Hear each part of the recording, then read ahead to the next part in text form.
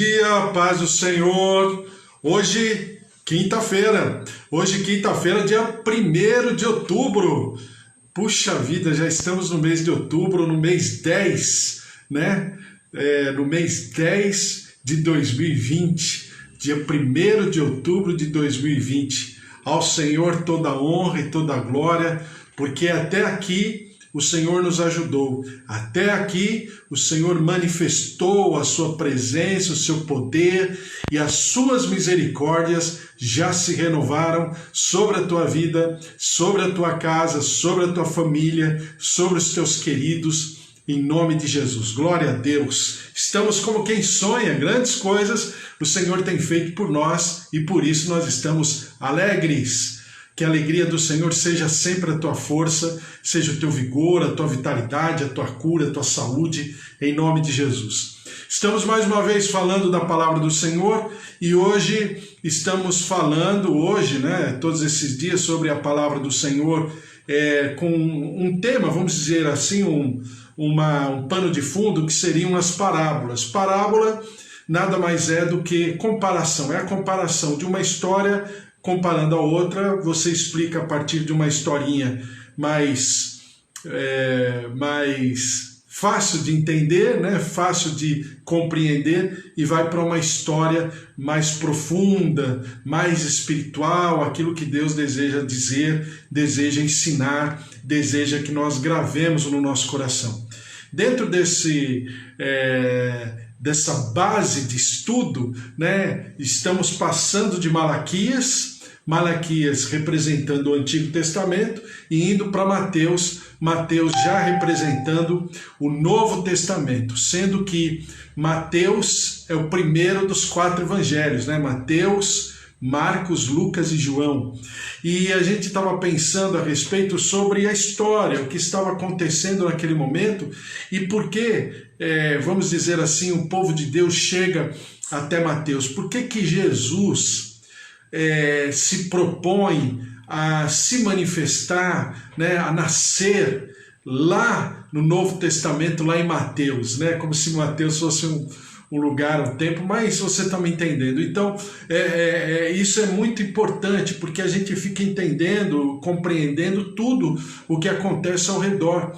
E aí, quando as pessoas leem, pregam, falam, você já fica mais, né, mais ligado, mais conectado àquilo que é a verdade do Senhor, que é principal, que é primordial, que é absoluta. Então, aquilo que é a verdade do Senhor e aquilo que às vezes, sem querer, as pessoas falam, até com boa intenção, mas nem sempre estão realmente retratando, refletindo aquilo que o Senhor deseja. Então, vamos lá. Saindo de Malaquias, a gente aproveitou para fazer um resumo geral, né? O que aconteceu, principalmente nos cativeiros. O que aos olhos humanos o cativeiro representava uma destruição, um flagelo, um sofrimento, porque também foi. Não estou falando que não foi, mas foi. Mas o que significava aos olhos de Deus? Aos olhos de Deus significava o cumprimento, né, de uma linha de raciocínio, onde o Senhor começa em Gênesis e termina em Apocalipse. E esse paralelo da vontade de Deus com a história é maravilhoso. Por quê?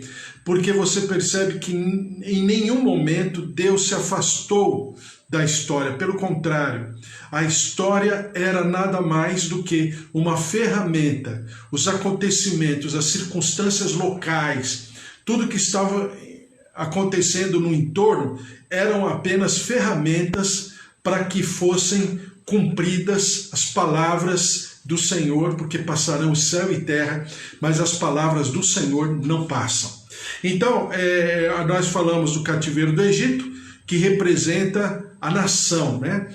O cativeiro do Egito é como dores de parto, né? O cativeiro do Egito, ele expressa a nação. Entra uma família, sai uma nação, com genotipo, com fenotipo, com características pessoais, particulares de uma nação, de um povo, né? O cativeiro babilônico, entra um povo assolado, sofrido, né? E sai um povo como? Um povo que entendeu a identidade judaica no sentido de serem representantes de Deus não pela região geográfica, mas por aquilo que eles carregavam no bojo do seu coração, da sua origem. E eles aprenderam ou tiveram que desenvolver um aprendizado a respeito dessa identidade. Então a Babilônia, ela é muito específica para isso. E você vê isso de maneira refletida na vida de Daniel, Sadraque, Mesaque e Abednego, porque ainda adolescentes, mesmo eles tendo passado pela situação, né, de se transformar em eunucos, foram tornados eunucos, foram castrados. Então eles eram príncipes em Israel, foram castrados na Babilônia, ou seja, mesmo que voltassem para a terra deles, eles não poderiam mais contrair família e não poderiam mais atuar como corte, porque o eunuco estava impedido disso. Mas não é o que acontece na Babilônia. Por incrível que pareça, eles, mesmo eunucos, mesmo sendo discriminados aos olhos da cultura antiga da época, que o eunuco era, na verdade, desculpe falar assim, não vou dizer uma aberração, não era bem uma aberração, mas era um ser sem uma identidade social. Ele não poderia casar, ele não poderia contrair família, né? Isso é muito sério que eu estou falando para você, porque você perceba o quanto Daniel, Sadraque, Mesaque e Abednego se deixaram ser curados no temperamento, no sentimento, na amargura, no ressentimento, na solidão, no sofrimento. Eles se deixaram ser curados para que essas assolações, esses sofrimentos pessoais, não interferissem na obra de Deus. Então, Daniel, Sadraque, Mesaque e Abednego são pessoas muito centradas, de uma opinião completamente irresistível. Não tinha resistência. A obra de Deus, a vontade de Deus. Isso é maravilhoso. E o cativeiro medo-persa. O cativeiro medo-persa serviu para que o povo criasse a sinagoga. Sinagoga essa que depois eu falo para você mais tarde, lá no tempo já de Alexandre, já da Grécia, do cativeiro, entre aspas, o cativeiro grego, né, que foi um cativeiro muito leve frente aos outros cativeiros, e o cativeiro grego, na verdade, foi realmente potencializado as sinagogas, tanto é que a sinagoga de Alexandria é a origem, né, por onde passam todos os escritos em hebraico, aramaico, e se transformam em escritos gregos. E as palavras proféticas da vinda de Jesus passou a ser de conhecimento universal. Isso foi maravilhoso, maravilhoso. Então, o cativeiro medo-persa serviu para criar a sinagoga e fazer com que o povo se esmerasse na palavra, desenvolvesse o hábito da palavra, do aprendizado da palavra, do rabino, do mestre, daquele que ensina a palavra, daquele que interpreta a palavra para o povo. E o cativeiro romano? O cativeiro romano serviu para abrir as estradas.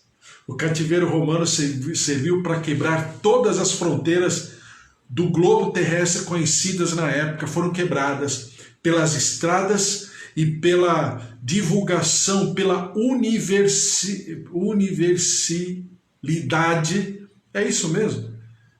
Universalidade da palavra de Deus por todos os rincões do mundo.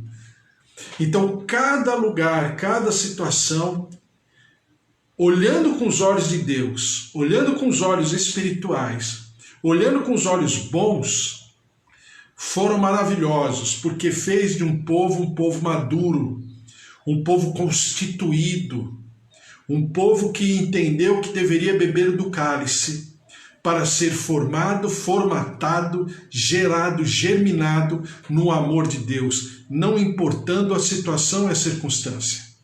Bom, agora falando do Novo Testamento, então a gente conversou, né? Mateus, Marcos, Lucas e João. Mateus fala do Senhor Jesus, Rei, Messias. Na visão, agora a gente vai completar tudo, hein? Na visão de Ezequiel e na visão de Apocalipse é o rosto do leão. Por quê? Porque é o Messias, porque é aquele prometido, e Mateus se preocupa principalmente em sublinhar passagens do Antigo Testamento, que são, na verdade, mais de 60 passagens do Antigo Testamento, para mostrar o Jesus Messias, o Jesus prometido, o Jesus que nasceu de Abraão, o Jesus que já tinha recebido a sua coroa desde o tempo de Davi, né? Lembram-se que as pessoas falam, filho de Davi, tem misericórdia de mim desde Davi, Abraão e Davi. Então ele é o rei, ele é o precursor de todas as coisas, certo? Então então Mateus escreve para o povo judeu, né? Marcos, ele escreve o seu livro, o seu evangelho, de uma maneira que trabalha mais as atitudes de Jesus, as ações. Por isso que Marcos parece que quando você lê, você está lendo, parece que a pessoa que escreveu de pé, escreveu correndo. Por quê? Porque é esse movimento, é essa noção de movimento que o evangelho de Marcos faz. Porque Marcos está muito ligado, conectado com o livro de Isaías.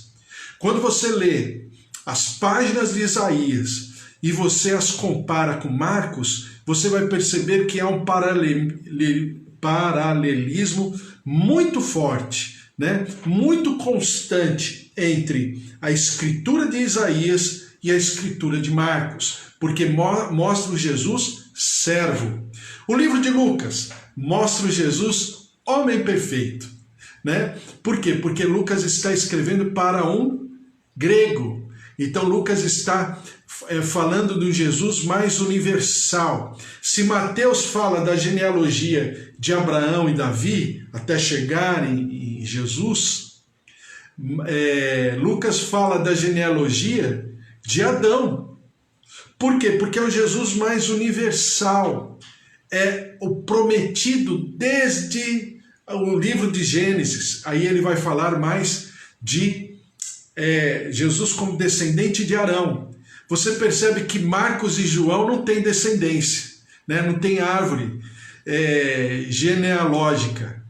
Quem tem árvore genealógica é Mateus e Lucas. Por quê? Porque Mateus fala de Jesus como rei. Desculpe. Lucas fala de Jesus como um homem perfeito. Lá na visão de Ezequiel e depois Apocalipse ratifica, né, essa visão. Então, se em Mateus é a figura do rosto de leão, Marcos a figura é do novilho, do bezerro, porque é aquele que serve. E na antiguidade o animal que mais servia, que mais simbolizava o serviço era o novilho, era o bezerro, era o boi. Por quê? Porque tudo do boi se aproveitava, tudo. Desde o chifre até o casco, a carne, a pele, tudo. Então servia. Então Marcos se preocupa, e a perspectiva de Marcos em falar de Jesus é a perspectiva daquele que age, daquele que é servo, daquele que foi levantado para servir. Enquanto que Lucas é um homem perfeito. E como homem perfeito, ele é o prometido desde Arão, ele tem essa imagem de um homem equilibrado, perfeito, que se preocupa com a viúva, que se preocupa com o pobre, que se preocupa com o miserável, se preocupa com o leproso, se preocupa com o estrangeiro. Então esse é o homem perfeito de Lucas. Enquanto João fala do Jesus Deus, aquele que havia sido prometido. Então, João ele aborda o Antigo Testamento de uma maneira diferente. Eu diria para você, olha que incrível. Veja só como a palavra de Deus é completamente matemática e perfeita. Mateus, Marcos e Lucas falam de Jesus de uma mesma ótica, daí ser chamado livros sinóticos. Por quê? Porque eles vêm com a mesma base histórica, né? Não que João não tenha uma base histórica, mas principalmente Mateus, Marcos e Lucas vêm de uma base histórica. A história de Jesus é colocada por sobre a história, para aquele momento. Né? Você tem nas páginas a história correndo concomitantemente com a história de Jesus. João não. João está mais preocupado, e daí a perspectiva de João ser diferente dos evangelhos sinóticos, porque ele está preocupado em mostrar Jesus em relação ao Antigo Testamento, mas com Jesus incorporando os elementos. Ele é o próprio elemento. E na verdade, no final, né, do livro de João, a gente aprende que o elemento é quem era a sombra de Jesus. Então Jesus é todos os elementos do Antigo Testamento. Eu sou o pão, eu sou a porta, eu sou o vinho, eu sou a água, entendeu? Eu sou o prometido, eu sou o filho unigênito. Então todas essas declarações pontuam, sublinham, sob a perspectiva de João, com Jesus incorporando os elementos. Ele é o próprio elemento cerimonial do Antigo Testamento. Daí nós dizermos que a lei cerimonial ela já foi completamente cumprida em Jesus, porque ele é o elemento. Eu sou o pão, eu sou o vinho, eu sou a porta, né? Eu sou o caminho, eu sou a verdade, eu sou a vida, fazendo alusão ao tabernáculo, né? São os cômodos do tabernáculo, verdade, caminho e vida. Eu sou a verdade, eu sou o caminho, eu sou a vida. Ai, como é bom estudar a palavra de Deus. Como é bom a gente olhar, por exemplo, os livros de Mateus, Marcos e Lucas, que são, na verdade, 61 parábolas. A gente está falando de parábolas? Não, desculpa, falei errado. São 41 parábolas. Mateus, Marcos e Lucas, no total, nos três, são 41 parábolas. 25 parábolas estão em Mateus, porque Mateus está falando de rei, do Jesus rei. E se Mateus está falando do Jesus rei, ele está falando de reino. Daí o livro de Mateus falar muito sobre reino. Sempre leva, ele sublinha bastante os discursos de Jesus, principalmente quando Jesus fala sobre reino. Por quê? Porque ele está mostrando que Jesus é o rei. Jesus é o Messias. Ele na figura, né, na visão espiritual de Ezequiel e de João no Apocalipse, do ser vivente, né, das quatro faces, dos quatro rostos, ele é o rosto do leão, porque ele é o rei. Ele é aquele que veio para ser entronizado. Ele é aquele que veio para ser reconhecido rei. Não que ele já não fosse, mas ser reconhecido por nós, povo de sua propriedade, como nosso rei, rei dos reis e senhor dos senhores. Amém? Glória a Deus, né? A palavra de Deus ela é maravilhosa. Nós vamos orar, colocar diante do Senhor e vamos andando e conversando a respeito, porque a Bíblia, eu acho ela tão profunda, ela tão maravilhosa, que bastou a Bíblia, né? Bastou a palavra de Deus para que nós pudéssemos viver essa boa notícia, porque evangelho significa boa notícia, né? viver essa boa notícia de maneira tão intensa, tão maravilhosa, tão especial. E essa palavra está sobre a tua vida. Também está sobre a tua vida, Cida, sobre a Lu, né? Sobre a Lu, é isso mesmo, Lu, sobre também a Suzy, sobre a Priscila, sobre o Bispo Antônio, sobre a Magda, Deus abençoe a Magda, também sobre a Eva, sobre a sua casa, a sua família, sobre nós todos, Márcia, Fábio, o Senhor esteja sobre você também, em nome de Jesus, manifestando a sua glória sobre o seu trabalho, sobre o seu dia a dia, sobre todos nós. Estamos orando, clamando. Eu estou orando também pela minha filha Giovana, está fazendo os exames pré-operatórios, né? Vai passar por uma cirurgia. Estamos orando por ela, também que você ore comigo, e também por todos nós, pela nossa casa, pela nossa família, para que a cura, a saúde do Senhor, a Mônica também, orando pelos olhos dela, pela saúde dos seus olhos, em nome de Jesus, porque esse é o nosso Deus. É um Deus que fica tão preocupado, mas tão preocupado conosco, que Ele escreve a sua palavra de tal maneira que a gente entenda. Então os evangelhos, a Bíblia inteira, mas principalmente os evangelhos, que a gente está falando dos evangelhos, a gente vai entrar nos evangelhos, né? Os evangelhos não estão preocupados em contar uma história tão somente. Mas os evangelhos estão preocupados em mostrar não apenas a história, né, a caminhada de Jesus, mas o seu sentimento, aquilo que ele sente por nós. Qual o espaço que nós ocupamos no coração de Jesus Cristo, o nosso Senhor e o nosso Salvador, né? Lu, é isso mesmo. Tá bom, Lu? Beijo para você, Deus abençoe vocês todos aí também, a tua casa e a tua família. Vamos orar? Vamos colocar diante do Senhor Cida, Eva, Suzy, Bispo Antônio, Lu, Eva, Magda, Márcia, Fábio e todos que já estão passando por aqui que eu não consigo mais enxergar, mas que o Senhor esteja sobre a tua vida, tua casa e tua família. Vamos orar. Senhor, nosso Deus, nosso Pai, nós te louvamos e te agradecemos por mais um dia de vida.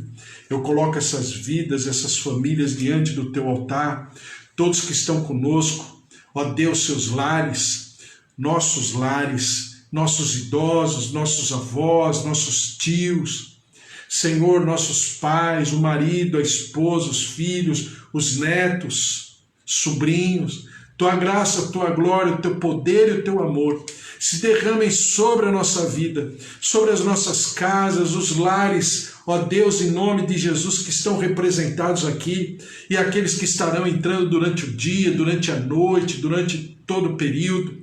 Que a tua graça, a tua glória se derrame, visitando, curando, restaurando, renovando, ressuscitando em nome de Jesus. Derrama-te, ó Deus, sobre organismos, sobre músculos, sobre artérias, sobre veias, sobre o coração, sobre os sentimentos, o emocional, o ressentimento, a amargura, a tristeza, a angústia. Vem com a tua cura, derrama-te com a tua, Senhor, com a tua libertação, com a tua saúde, move-te dos céus, em nome de Jesus. Nós te clamamos pelo Bispo Antônio, pela Mônica, pela Gigi também. Senhor, derrama-te sobre os teus servos, visitando com cura, com saúde, visitando, ó Deus, em nome de Jesus, toda e qualquer situação ou qualquer diagnóstico estejam completamente diante do Senhor.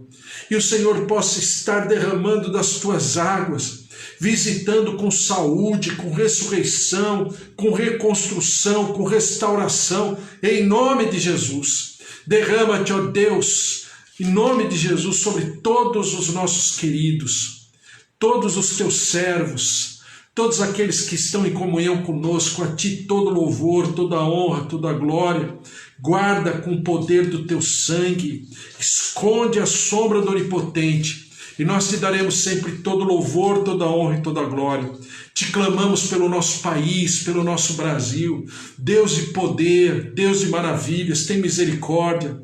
São tantos os escândalos, a corrupção, o suborno, São tantas, Senhor, os pensamentos que são completamente destrutivos, que são para benefício de uns e para a tragédia, para a depreciação de muitos, de milhares ou até de milhões. Por isso, Senhor, tem misericórdia da nossa terra. Ó Deus, coloca a tua mão de poder, de juízo e de justiça sobre esses agentes públicos, sobre essas pessoas que houve uma investidura de autoridade porque o Senhor os colocou ali, como diz a tua palavra, mas eles não estão cumprindo. E nós te pedimos, Senhor, vem com a tua justiça, porque, ó Deus, o nosso povo está clamando, o nosso povo está chorando, o nosso povo está tragicamente angustiado. Ó Deus de maravilhas, cura o nosso povo, a sociedade brasileira, os nossos queridos, os nossos brasileiros, irmãos, que a tua graça, o teu mover se derrame. Nós repreendemos essa pandemia, essa infecção, todas essas situações, Senhor, todo veredito, todo diagnóstico, os prognosticadores, nós repreendemos e declaramos o nosso país liberto, curado, restaurado, em nome de Jesus, não por causa das pessoas, mas por causa do Senhor.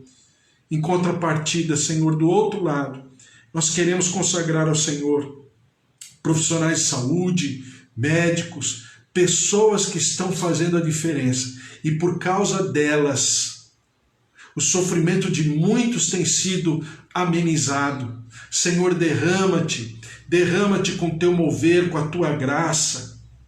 Ó Deus, derrama-te com a tua misericórdia, abençoa esses profissionais, traz da tua graça, da tua glória, edifica-te, Senhor, através dessas pessoas, dessas vidas, suas casas e as suas famílias, e nós daremos ao Senhor toda a honra e toda a glória. Ó Deus, te pedimos e te clamamos misericórdia sobre a nossa terra.